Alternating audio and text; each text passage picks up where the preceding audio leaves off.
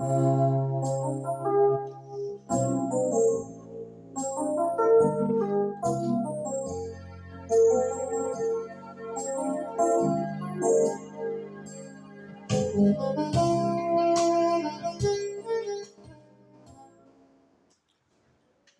be to God for moments like this when we want to share the word of God. This is Pastor Edemadun once again from King's Yard Ministry.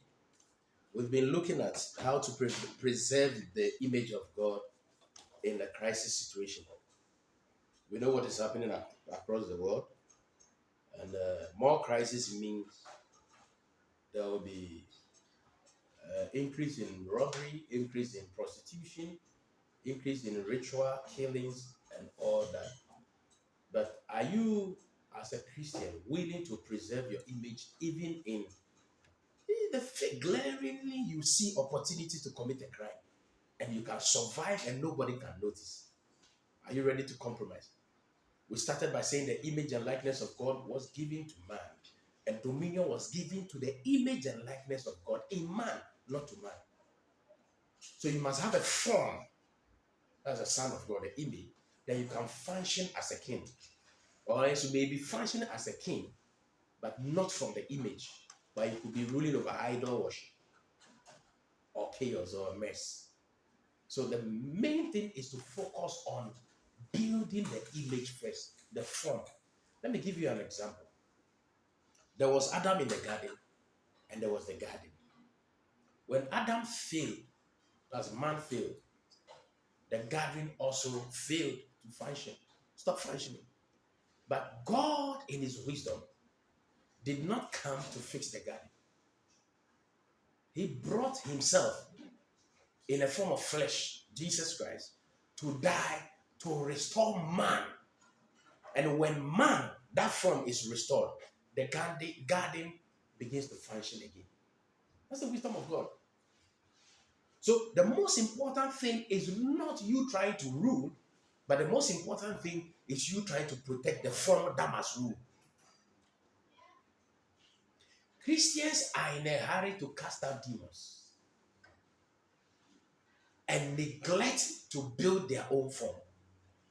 Somebody may be the most powerful preacher preaching to the whole world on TV, but may have a challenge in trying to discipline one son, one child in his own. So we need to fix ourselves first. We need to build our form first before we even extend our authority over the devil. Fix yourself, fix your environment, and then you can move progressively. Look at the example of Joseph. He protected his form.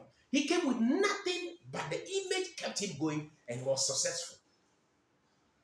When the woman tried to sleep with him, she said, "No, I won't compromise," because the Lord was taking him somewhere.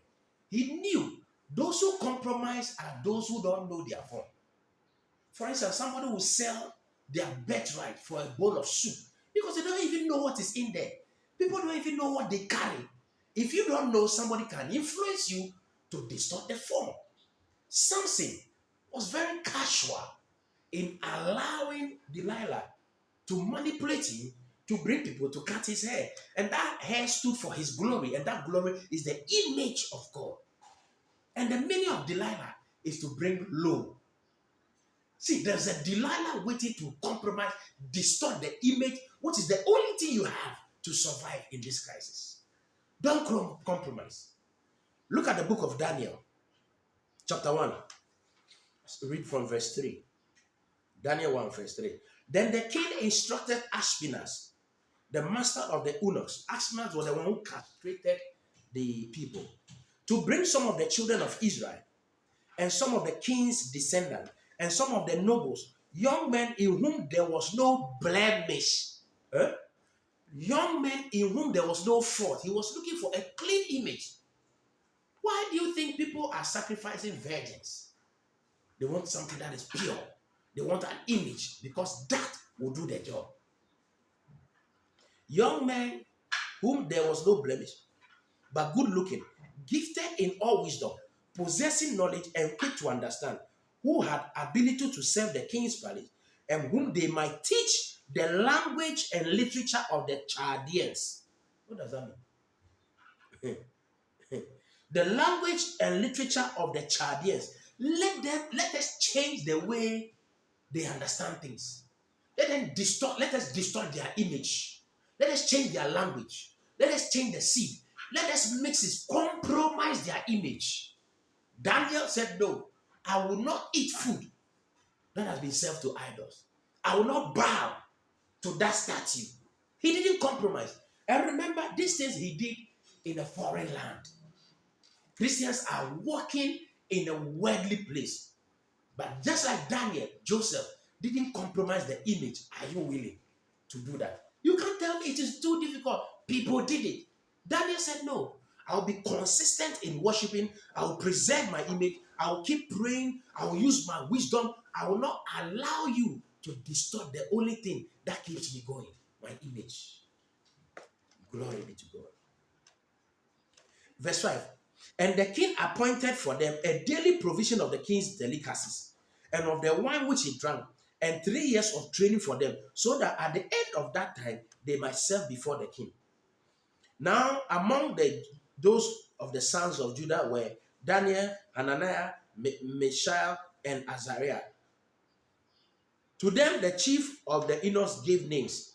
He gave Daniel the name Belteshazzar, to Hananiah Shadrach, to Mishael Meshach, and to Azariah Abednego. Verse 8.